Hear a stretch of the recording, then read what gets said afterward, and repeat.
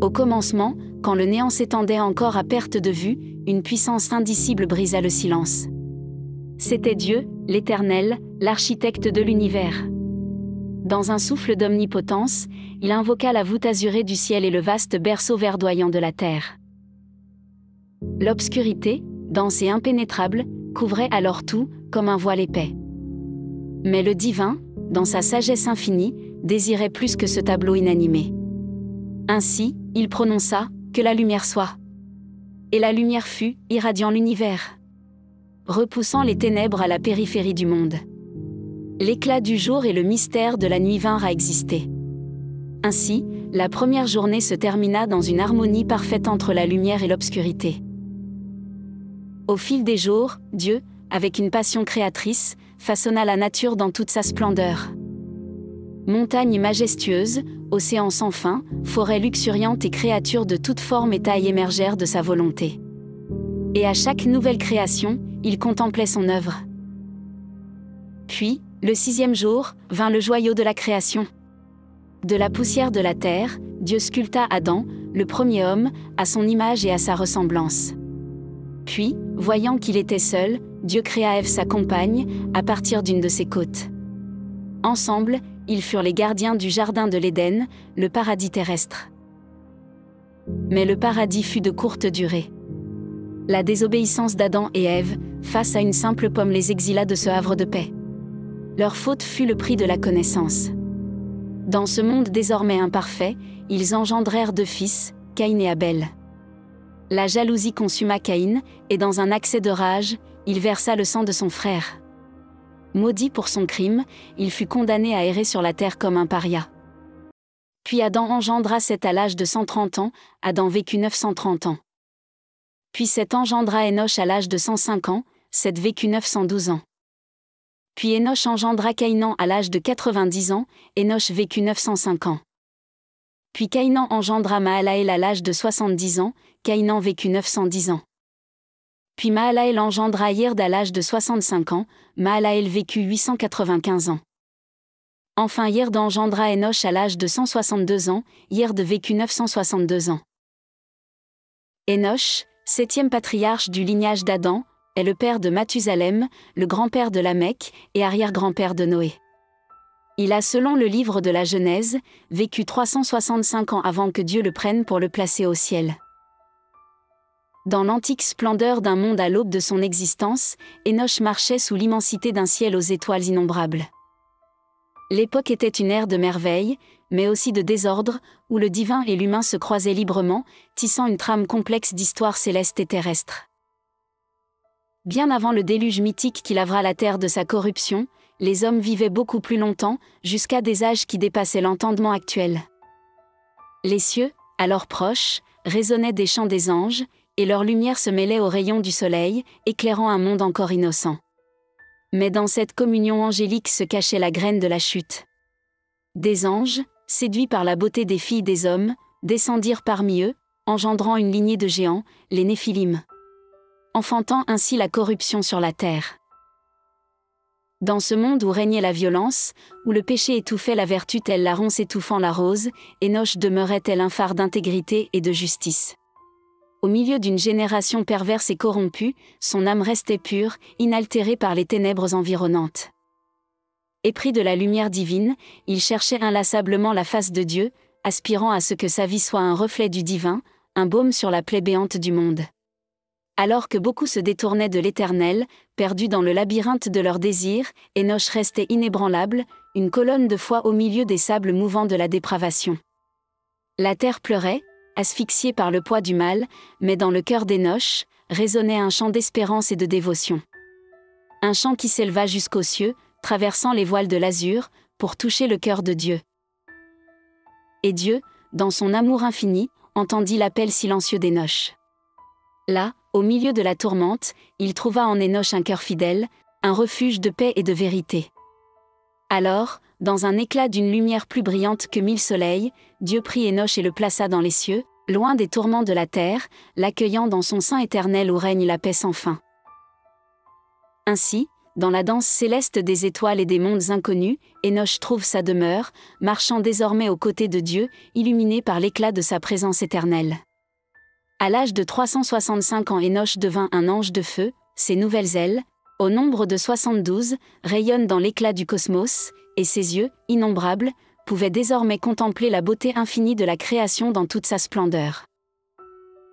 Dans les sphères célestes, il reçut un nouveau nom, Métatron, signifiant l'assistant du trône.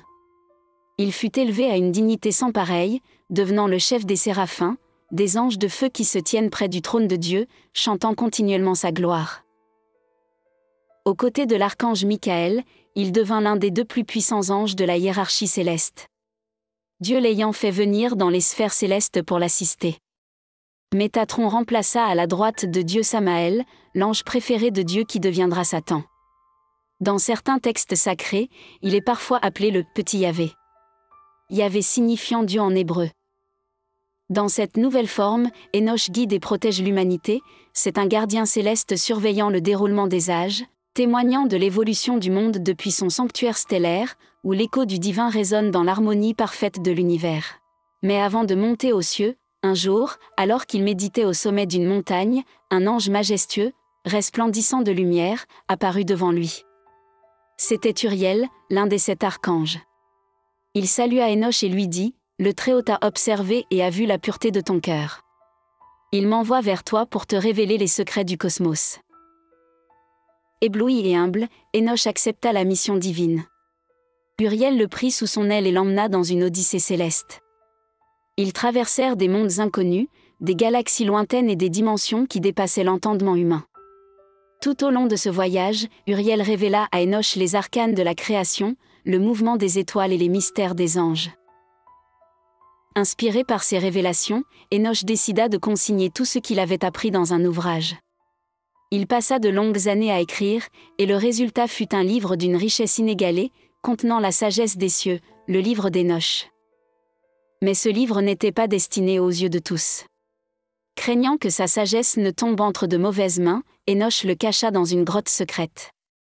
Et seul Mathusalem, son fils bien-aimé, fut informé de l'emplacement du précieux ouvrage. Pendant des siècles le livre reposa dans l'ombre, son existence connue seulement d'une poignée d'élus.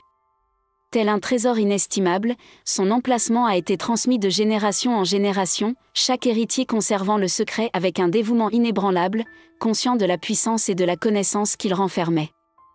Les paroles d'Enoch, écrites de sa main guidée par Dieu, étaient une lumière dans l'obscurité, un phare de sagesse et de vérité dans un monde souvent enveloppé de mystères et d'incertitudes. Aujourd'hui, après des millénaires de silence, le savoir transmis par Enoch ressurgit dans la lumière. Les mots antiques sont répertoriés dans 3 ouvrages sacrés, communément appelés Enoch 1, 2 et 3. Chacun d'eux est un éclat de lumière, révélant des facettes du divin, des énigmes de l'univers, et des profondeurs de la sagesse spirituelle.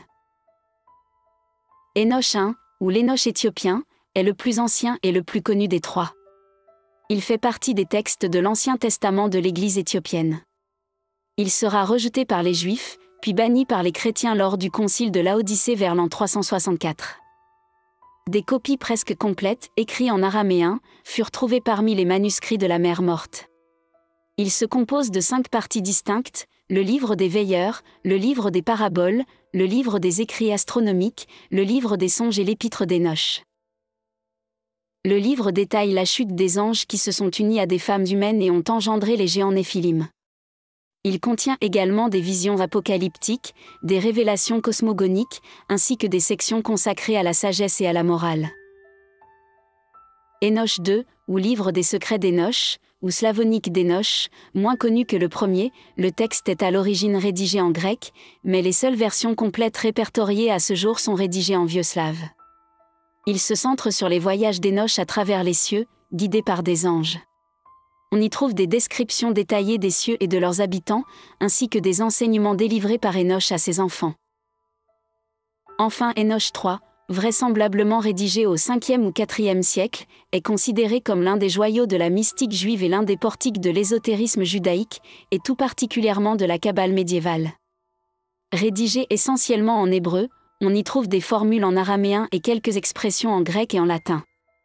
Dans ce texte, Enoch est transformé en un ange du nom de Métatron, qui est doté d'un immense pouvoir et d'une grande sagesse. Le livre explore les hiérarchies célestes, les noms divins et d'autres thèmes ésotériques. Enoch 1. Le livre d'Enoch, également connu sous l'appellation d'Enoch éthiopien, se révèle à nous tel un précieux recueil de textes religieux apocryphes, issus de l'antique sagesse juive. Ce livre aux thématiques profondes et aux récits foisonnants, nous transporte dans un univers extraordinaire où anges, mortels et divinités partagent une même existence, dévoilant ainsi une vision particulière du cosmos et du monde spirituel. La version du texte qui a traversé les âges jusqu'à nous, est estimée avoir pris forme au IIe siècle avant notre ère. Elle s'inspirerait de manuscrits plus anciens, qui eux-mêmes, seraient basés sur le livre originel, rédigé de la main d'Enoch. Il est écrit principalement en gé, une langue sacrée de l'Église éthiopienne orthodoxe. Bien que non inclus dans le canon biblique de la plupart des branches du judaïsme et du christianisme, le livre d'Enoch jouit d'une place canonique et vénérée au sein de l'Église éthiopienne orthodoxe. Le livre est divisé en 5 parties distinctes: le livre des veilleurs, le livre des paraboles, le livre astronomique, le livre des songes et l'épître d'Enoch. L'écho d'un livre mystique, attribué à Enoch, commence à résonner dans les contrées européennes dès le XVe siècle. Cette œuvre antique dévoile ses premiers fragments en 1606, basés sur des passages en grec, conservés précieusement par Georges le Syncelle au IXe siècle. En 1773, James Bruce, un explorateur écossais, brave les sentiers éthiopiens et navigue vers la Grande-Bretagne avec 3 exemplaires sacrés de ce livre. La bibliothèque bodléienne, la plus prestigieuse des bibliothèques de l'université d'Oxford, s'enrichit de 2 manuscrits, tandis que le 3e, délicatement préparé pour Louis XV, trouve sa demeure à la Bibliothèque nationale de France. La langue de Shakespeare s'orne de la première traduction en anglais du livre en 1821, œuvre de l'éminent Richard Lawrence à Oxford. Il poursuit sa quête en éditant le texte éthiopien en 1838. L'année 1851 voit éclore à Leipzig la première édition du texte éthiopien, échafaudé sur 5 manuscrits, un labeur accompli par le savant Auguste Dillmann. En 1844, la Bibliothèque Vaticane révèle d'autres fragments. Plusieurs fragments sont découverts en 1886, dans le creux d'une tombe à Akhmim en Égypte en 1937, la bibliothèque de l'Université du Michigan dévoile à son tour des fragments. Enfin, une version très ancienne en araméen, considérée comme un trésor englouti, refait surface à Qumran en 1947, émergeant parmi les manuscrits de la mer Morte. Le livre des veilleurs. Le livre des veilleurs décrit la rébellion et la chute des anges déchus, appelés les veilleurs. Puis le livre nous raconte des voyages célestes d'Enoch, ses rencontres avec les archanges, et les visions profondes qui lui ont été dévoilées. Les veilleurs sont envoyés sur Terre pour guider et protéger l'humanité naissante. Mais, captivés par la beauté des êtres humains, certains de ces veilleurs se rebellèrent contre leur Créateur, en transgressant les limites divines. Ils ont pris des femmes humaines pour épouses, engendrant ainsi une race de géants connus sous le nom de Néphilim, des êtres de grande puissance et de turbulence, semant le chaos sur la terre. Le noble Enoch fut alors choisi pour intercéder entre les cieux et la terre. Il reçut la lourde tâche de transmettre les jugements divins aux veilleurs déchus et à leur progéniture monstrueuse. Puis guidé par les archanges lumineux, Enoch fut emporté dans les cieux, traversant les 7 sphères célestes, chacune débordante de merveilles et de terreurs inimaginables. Les archanges lui révélèrent les secrets des étoiles, les rouages de la lune et du soleil, et les mystères des 4 vents. Ils lui montrèrent le grand abîme, un gouffre d'obscurité abyssale. Aux cieux, Enoch reçut la révélation des âges, une vision du début à la fin, de la création à la rédemption. Les archanges lui montrèrent le trône glorieux de Dieu, éclatant de lumière et de cœur angélique, et les flammes du jugement, où les âmes des méchants étaient purifiées dans le feu purificateur. Mais son voyage ne s'arrêta pas là. Descendant des hauteurs célestes, Enoch fut emmené dans les profondeurs des enfers, là où les âmes perdues gémissaient dans les ténèbres éternelles, désirant la lumière qu'elles avaient jadis rejetée. Là, il vit la souffrance des pénitents, et comprit le poids du péché et la justice de leur châtiment. Le livre des paraboles. Le livre des paraboles est composé de 3 paraboles, qui décrivent les visions d'Enoch concernant le jugement dernier, le royaume messianique et les mystères célestes. La première parabole traite du jugement dernier et des récompenses pour les justes et les pécheurs. Elle décrit le royaume céleste et la demeure des élus, soulignant la gloire qui attend ceux qui sont justes aux yeux de Dieu. Cette parabole offre une vision de la fin des temps, lorsque justice sera rendue, et où les opprimés seront finalement libérés de leurs souffrances. La deuxième parabole révèle le royaume messianique, un temps où le Fils de l'homme régnera en justice sur la terre. Elle parle de sa sagesse, de sa puissance et de sa majesté, et comment il établira un règne de paix et de justice pour l'éternité.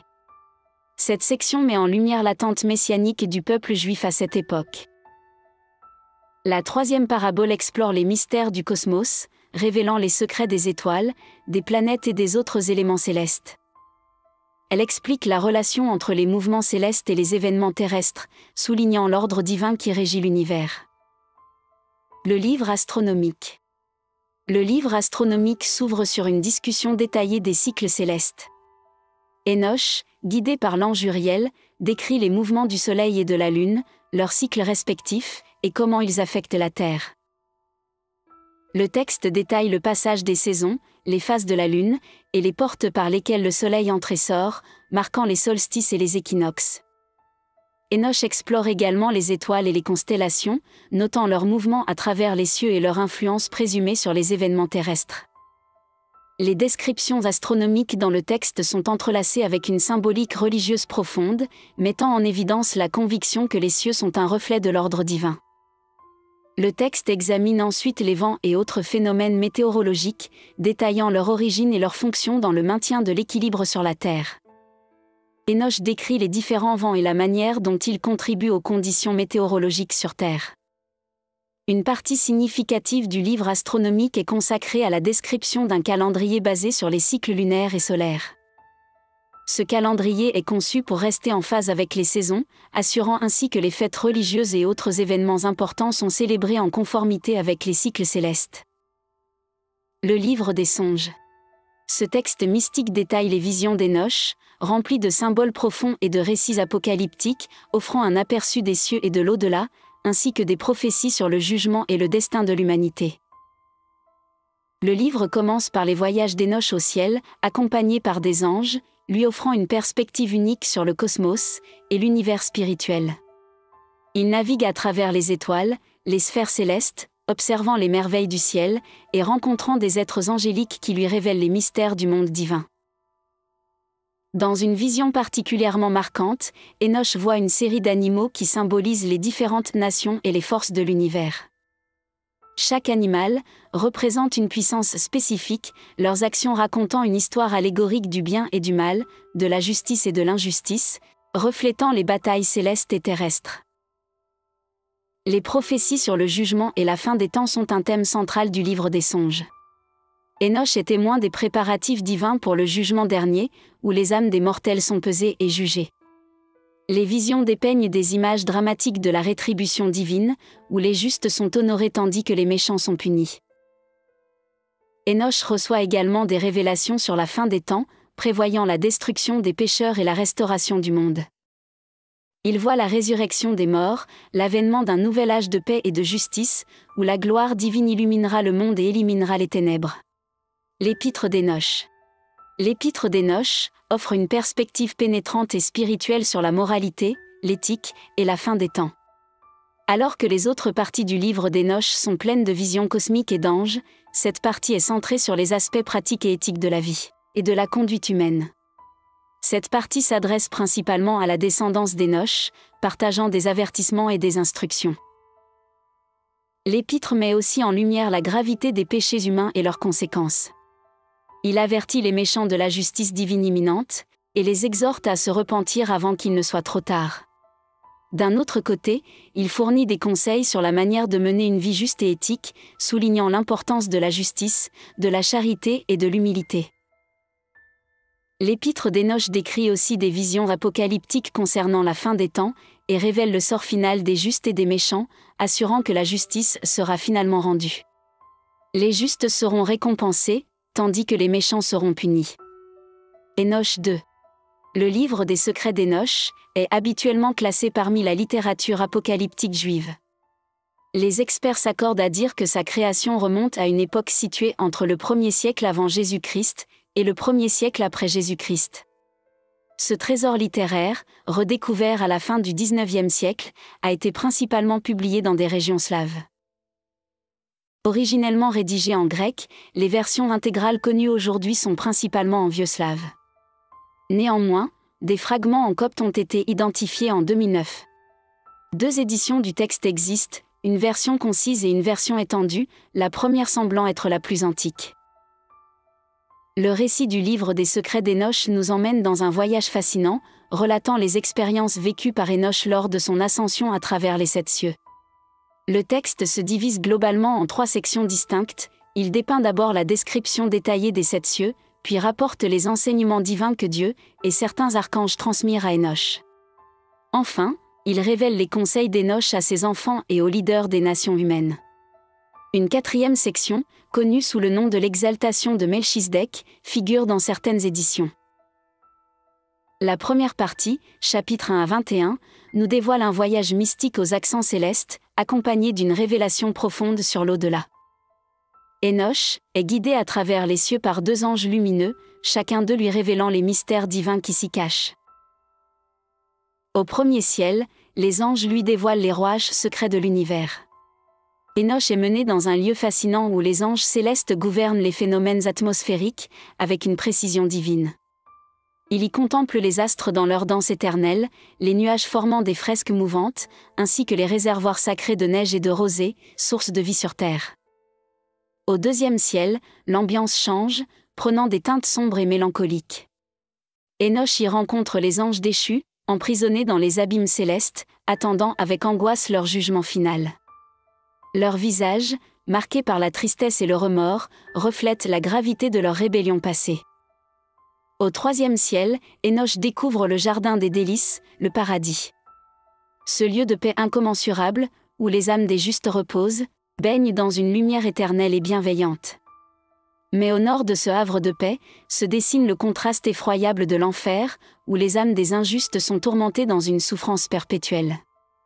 Ce lieu de désespoir, éclipsé par les ténèbres, résonne des lamentations de ceux qui y sont emprisonnés. Le 4e ciel se révèle comme l'écrin éblouissant où soleil et lune tracent leur parcours lumineux. Ici, chaque mouvement, chaque infime déplacement de ces astres radieux est dépeint avec une minutie extraordinaire. Les mécanismes célestes, ordonnés dans une harmonie parfaite, orchestrent le ballet incessant de l'astre diurne et de sa sœur nocturne, illuminant et baignant le monde dans leur clarté bienveillante. Le 5e ciel, lui, offre une rencontre inattendue et imposante. Enoch y croise les frères des anges déchus, les majestueux Grigori. Ces figures angéliques, dotées d'une apparence humaine, dévoilent une stature colossale. Ce sont de puissants soldats célestes, veillant dans le silence sur les domaines qui leur sont attribués. La rencontre avec ces êtres immenses inspire respect et humilité, rappelant la grandeur de la création divine. Au 6e ciel, Enoch est introduit aux 7 anges gardiens, dépositaires de l'ordre du monde. Ces êtres célestes, au visage serein et lumineux, lui révèlent leur mission sacrée, maintenir l'équilibre et l'harmonie universelle, veiller sur les cycles de la vie et de la nature, assurant ainsi la pérennité de la création. Et enfin, au 7e ciel, le point culminant de son voyage, Enoch se tient devant la splendeur des archanges, parmi lesquels Gabriel et Michaël rayonnent de leur lumière éclatante. Ici, il rencontre également les ophanimes, les séraphins et les chérubins, chacun dans leur gloire singulière, entourant le trône divin. Dieu lui-même, dans sa majesté incommensurable, siège sur son trône, entouré par l'amour et la vénération de ses plus précieuses créations. Dans la seconde partie du récit, chapitres 22 à 37, le voyage d'Enoch dans les sphères célestes atteint son apogée. Sous l'égide bienveillante de l'archange Gabriel, Enoch est convié à pénétrer les voiles sacrés du 7e ciel, là où réside la présence divine ultime. Dans cet espace sacré, empreint d'une lumière incommensurable, Enoch se voit transfiguré. Michaël vient à sa rencontre, et sous son toucher céleste, Enoch revêt une apparence angélique, scintillant d'un éclat divin semblable à celui des messagers célestes. Alors, un épisode mystique se déploie. Dieu, dans sa sagesse infinie et son amour insondable, met à l'épreuve la loyauté de ses anges. Il leur ordonne de s'incliner devant Énoch, désormais semblable à eux dans la lumière céleste. Les anges obéissent, reconnaissant en Énoch un être choisi par la grâce divine. Le Très-Haut appelle ensuite l'ange Vrotil à ses côtés. Il lui confie une mission sacrée, remettre à Énoch un calame et des volumes sacrés, et lui transmettre l'ensemble du savoir universel.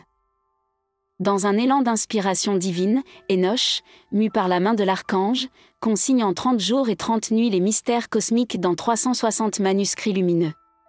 Dieu, dans un dialogue intime et profond, révèle ensuite à Énoch des secrets que même les anges ne connaissent pas. Il lui dévoile l'œuvre grandiose de la création, la danse subtile des étoiles, et les rythmes de l'univers. Il lui confie aussi la prophétie du déluge, un châtiment divin destiné à purifier la terre. Après cette révélation, Dieu envoie Énoch sur terre pour un ultime voyage. Muni des manuscrits sacrés, il a pour mission de transmettre aux siens, en l'espace de 30 jours, les connaissances et les secrets divins qu'il a eu le privilège de recevoir, avant de regagner sa place parmi les étoiles, au sein de la lumière éternelle. Dans le 3e volet de l'histoire, chapitres 38 à 68, nous retrouvons Énoch, désormais de retour sur le sol terrestre, enveloppé de la lumière des cieux. Son retour est marqué par une intense communion avec ses fils. Rassemblés autour de lui, ils écoutent avec une attention empreinte de respect et de dévotion les paroles de leur Père, désormais métamorphosés par la sagesse et la connaissance divine. Énoch leur partage les enseignements sacrés reçus dans la splendeur céleste.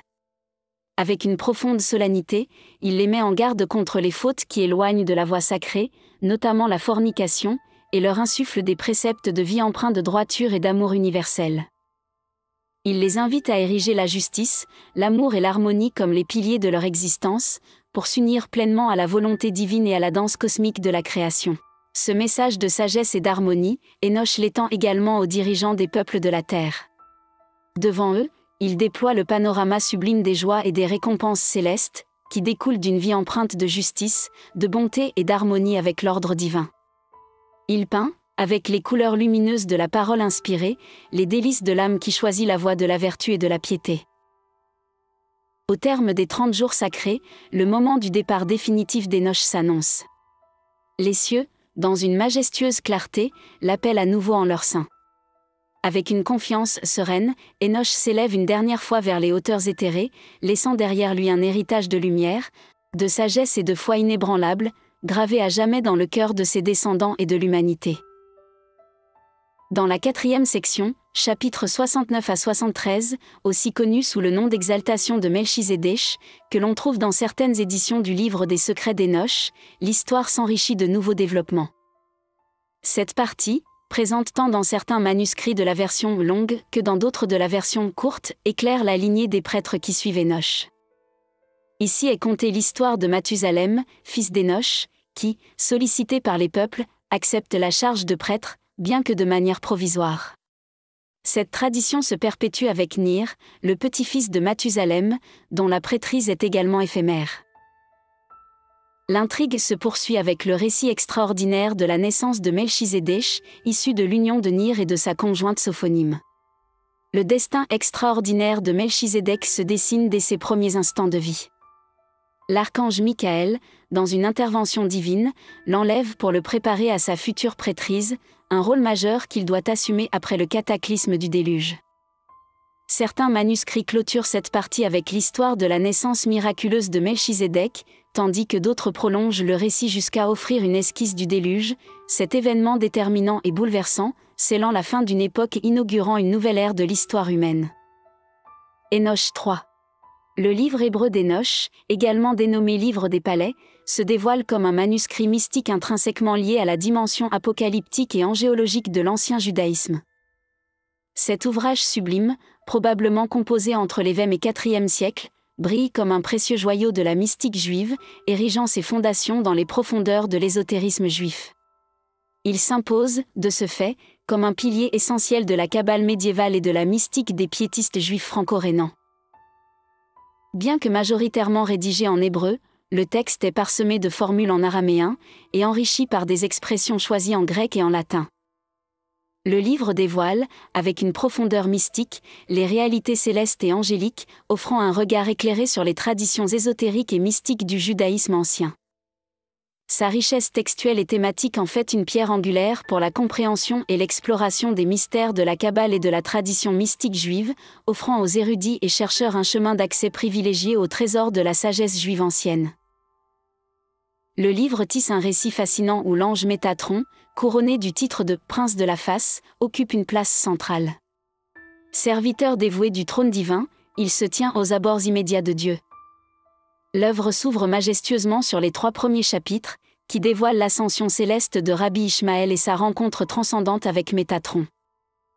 Les chapitres suivants, du 3 au 16, se consacrent à la montée empyrée d'Enoch, tandis que les chapitres 17 à 40 esquissent avec minutie la charpente et le mécanisme du monde céleste. Les ultimes fragments de ce texte sacré plongent le lecteur dans des interrogations éschatologiques et cosmologiques, sondant tant les dimensions individuelles que collectives.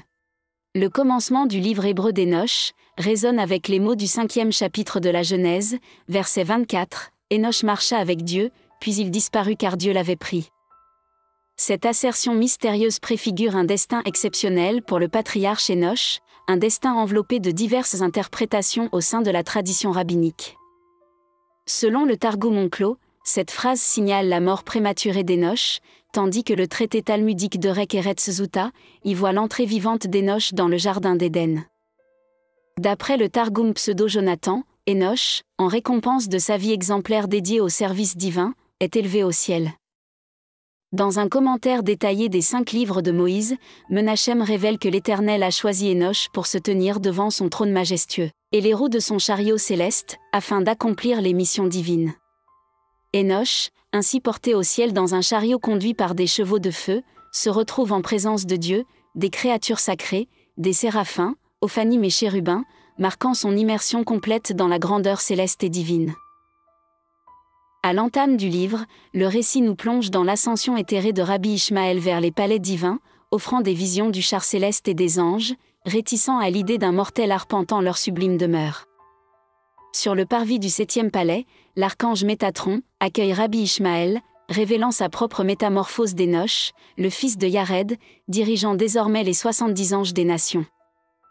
Dans une structure narrative, l'œuvre dépeint les confidences de Rabbi Ishmael sur son dialogue avec Métatron. Un échange initiant chaque chapitre commence par « Rabbi Ishmael dit, l'ange Métatron, le prince de la face me dit ». Métatron détaille sa propre élévation et l'ascension à travers les strates angéliques. D'abord Métatron lui explique qu'après que fut chassé Adam du jardin d'Éden, l'Éternel quitta la terre. Les hommes de la génération d'Adam étant devenus idolâtres. Et comment, malgré l'opposition des anges, le Créateur le fit monter dans les hauteurs célestes pour l'enlever du milieu de cette génération pervertie. Métatron relate cette sublime élévation et l'accroissement exceptionnel de sagesse, d'humilité, de bonté et d'autres vertus que Dieu lui conféra généreusement. L'œuvre décrit également la construction particulière des 6 palais célestes. Chacun d'eux est arrangé de façon concentrique, suivant un modèle de « chambre à l'intérieur d'une chambre » que l'ange a dû parcourir. Durant ce voyage spirituel, il a affronté une série de défis cruciaux. Ces épreuves prenaient la forme de confrontations avec des anges réfractaires qu'il lui a fallu dompter à l'aide des noms divins. Ces victoires successives lui ont permis de passer de palais en palais, traversant ces domaines célestes jusqu'à atteindre le portail du 7e palais, point culminant de son ascension mystique. Dans les sections suivantes, Métatron offre des louanges à Rabbi Ishmael. Sa filiation directe avec Aaron, le premier grand prêtre d'Israël, lui confère un rang distinctif, le rendant apte à se joindre à l'assemblée angélique. Plus avant dans le texte, une interrogation surgit de la part de Rabbi Ishmael concernant le vrai nom de Métatron. Cette question évoque des épisodes bibliques marquants, le combat de Jacob avec un ange qui refuse de révéler son nom, Genèse 32, 30, et l'interaction entre Manoch et un ange, également resté anonyme, Juge 13h17 à 18. Contrairement à Jacob et Manoch, qui restent sans réponse, Rabbi Ishmael obtient une révélation de la part de Métatron. L'ange lui dévoile qu'il porte 70 noms, le plus illustre étant tétragramme. Les ultimes passages de cet ouvrage abordent des thèmes tels que l'angéologie, la cosmologie, et l'eschatologie, Métatron déroule devant Rabbi Ishmael un voile de mystère céleste. Ces secrets, transmis directement par le divin, sont révélés en toute clarté à Rabbi Ishmael.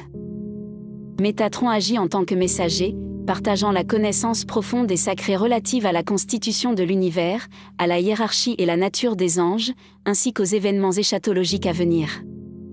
Cette révélation offre un aperçu exceptionnel et profondément spirituel des dimensions supérieures de l'existence, mettant en lumière la complexité et la beauté de la création divine et du dessein cosmique.